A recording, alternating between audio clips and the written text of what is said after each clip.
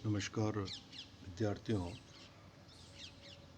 BA third year का first paper आर्थिक भूगोल में पहली इकाई में आर्थिक भूगोल की परिभाषा तथा प्रकृति है और इसी का सिलेबस ये दिया हुआ है।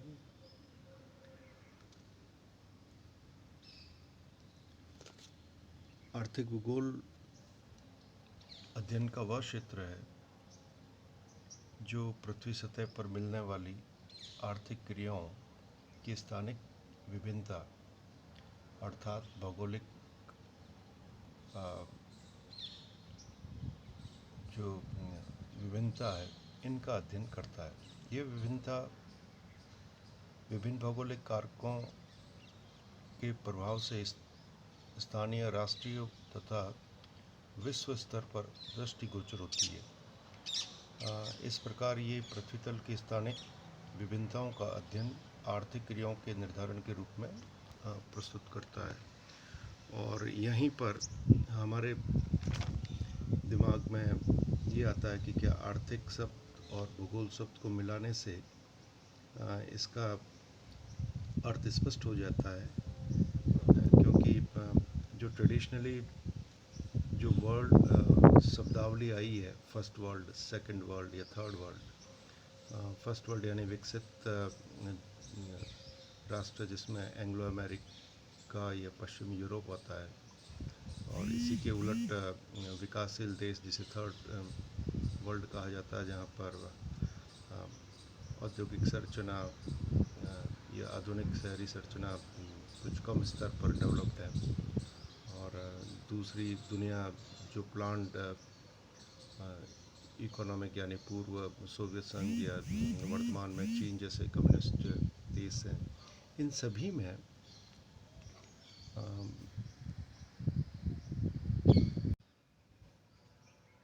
ये सभी में स्थानिक विषमताओं का अध्ययन किया जाता है, जो उत्पादन विनिमय तथा उपयोग एवं सेवाओं से संबंधित है। और इनकी व्याख्या भूगोलवेत्ता मानचित्र, आरेख या प्रतिरूप यानी मॉडल की सहायता से करते हैं। इस तरह कुछ परिभाषाएं दे रखी है और इसके संदर्भ में ये कहा जा सकता है कि पृथ्वी पर आर्थिक क्रियाओं का इतिहास मानव विकास के प्रत्यक्ष रूप से संबंध है, जिसके अंतर्गत मानव विकास की अवस्था एवं भौगोलिक परिवर्तन के अनुसार इनका स्वरूप भी बदलता रहता है। मानव का आर्थिक जीवन समाज के संगठित वर्ग से संबंधित है, लेकिन प्राचीन काल से ही मानव का ज्ञान पहले सीमित था और फिर जाहिर है इसमें बढ़ोतरी होती है। वह आदिम तरीके से रहता था तथा इसकी आवश्यकता भरण पोषण तक ही सीमित थी, लेकिन मानव की आवश्यकताओं के विकास के साथ ही उसके व्यवसाय भी परिवर्तित होते गए और इनमें वातावरण के घटकों के अनुसार अंतर आ गया और पृथ्वी तल पर आर्थिक भूदृश्य इकोनॉमिक लैंडस्केप निरंतर विकसित होता रहा। इस प्रकार आर्थिक भूगोल मानव व्यवसायों के साथ ही पृथ्वी तल पर भिन्न आर्थिक भूदृश्यों से भी प्रत्यक्ष रूप से संबंधित है। और ये इन परिभाषाओं में स्पष्ट है। जैसे इन सभी परिभाषाओं में अगर हम पहले जो लिखी हुई है गॉड्स की वो परिभाषा देखें तो आर्थिक भूगोल में विश्व के विभिन्न भागों की उन विशेषताओं का वैज्ञानिक विवेचन किया जाता है जिनका वस्तुओं के उत्पादन पर प्रत्यक्ष प्रभाव पड़ता है। और ये सभी जितने भी परिभाषाएं हैं इनमें अर्थ लगभग यही है कि आर्थिक भूगोल के प्रारंभिक विकास पर पर्यावरण निश्चयवाद का प्रभाव था, जिसमें आर्थिक क्रियाओं को प्राकृतिक पर्यावरण से नियंत्रित एवं प्रभावित माना गया। और 20वीं शताब्दी के प्रारंभिक दशकों में भूगोल के फ्रांसीसी संप्रदाय या स्कूल जो थी फ्रेंच स्कूल ऑफ थॉट पर मानव के आर्थिक क्रियाकलापों को प्राकृतिक शक्ति के प्रभाव से मुक्त माना गया और इसी विचारधारा को संभववाद कहा गया था।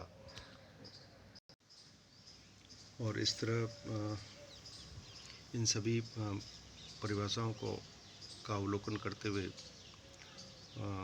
जो कॉमन है इसमें वो ये है कि मानवीय क्रियाकलापों पर प्रभाव डालने वाले वातावरण के कारकों के अध्ययन पर ही विशेष बल दिया है इन सभी भूगोलवेताओं ने। आर्थिक भूगोल के विकास में इन काल को प्राकृतिक वातावरण का आर्थिक क्रियाकलापों पर पड़ने वाले प्रभाव का अध्ययन का काल भी कहा जाता है। लेकिन प्रथम विश्व युद्ध यानी 20वीं शताब्दी के प्रारंभ में के बाद आर्थिक भूगोल में आर्थिक गतिविधियों की क्षेत्रीय विभिन्नता का अध्ययन पर बल दिया जाने लगा, और ये इन परिभाषाओं में भी झलकता है। जैसे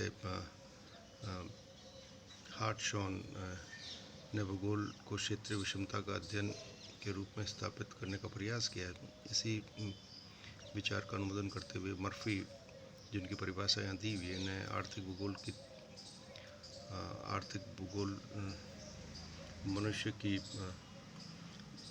जीवकोपार्जन की विधियों में एक स्थान से दूसरे स्थान पर मिलने वाली समानताओं व विशेषताओं का अध्ययन करता है। इस प्रकार मर्फी के द्वारा प्रतिपादित परिभाषा के प्रभाव में आर्थिक भूगोल में आर्थिक कार्यों की प्रादेशिक विभिन्नता के दृष्टिकोण का भी समावेश हुआ, और यही इनके विचार चाहे अलेक्जेंडर ने भी माना है। और इस प्रकार उपर्युक्त सभी परिभाषाओं से आर्थिक भूगोल का अध्ययन क्षेत्र बहुत व्यापक होता है। इसलिए इसके विभिन्न पक्षों का अध्ययन करने के लिए इसकी उप शाखाओं का भी विकास हुआ है, जो विभिन्न आर्थिक क्रियाओं को अधिक गहनता और विस्तृत अध्ययन के रूप में करती है। इसी तरह आर्थिक भूगोल का विषय क्षेत्र है वो बनता है, और प्रत्येक भौतिक, जैविक और सामाजिक आर्थिक विज्ञान का अपना दर्शन व पद्धति शास्त्र व कार्य क्षेत्र होता है। और इसी तरह आर्थिक भूगोल को भी विभिन्न विद्वानों द्वारा दी गई परिभाषाओं के आधार पर सीमांकित किया जाता है, और इस आधार पर आर्थिक भूगोल का कार्य क्षेत्र भी बहुत विस्तृत नजर आता है। और ये भूतल पर मानवीय क्रियाओं द्वारा वस्तुओं के उत्पन्न, विनिमय एवं उपभोग का अध्ययन करती है। और इसमें से जो आर्थिक भूगोल के विषय क्षेत्र को कई प्रमुख बिंदु हैं, जैसे आर्थिक क्रियाकलापों के वितरण का अध्ययन इसमें किया जाता है, और प्राकृतिक संसाधनों का मूल्यांकन एवं मात्राकरण या क्वांटिफिकेशन से भी संबंधित है। अर्थतंत्र का वातावरण से संबंध का अध्ययन पे भी होता है, इसका बल रहता है। मानवीय संसाधनों व मात्राकरण व संभाव मात्राकरण एवं आर्थिक भूगोल का एक महत्वपूर्ण पक्ष आर्थिक क्रियाकलाप की अंतःक्रिया के स्वरूप, प्रादेशिक व कालक्रमिक विभिन्नता का अध्ययन भी होता है। और इन्हीं सभी को पढ़ने का या उपागम का भी विशेष तरीका है। इसलिए आर्थिक भूगोल की विशेष सामग्री की विविधता को देखते हुए इसकी विषय सामग्री को कई तरह से देखा व विश्लेषित किया जाता है। और इस अप्रोच में क्रमबद्ध उपागम महत्वपूर्ण है, तथा सैद्धांतिक उपागम व अन्य जैसे तंत्र विश्लेषण उपागम की अप्रोच को भी हम मानते हैं।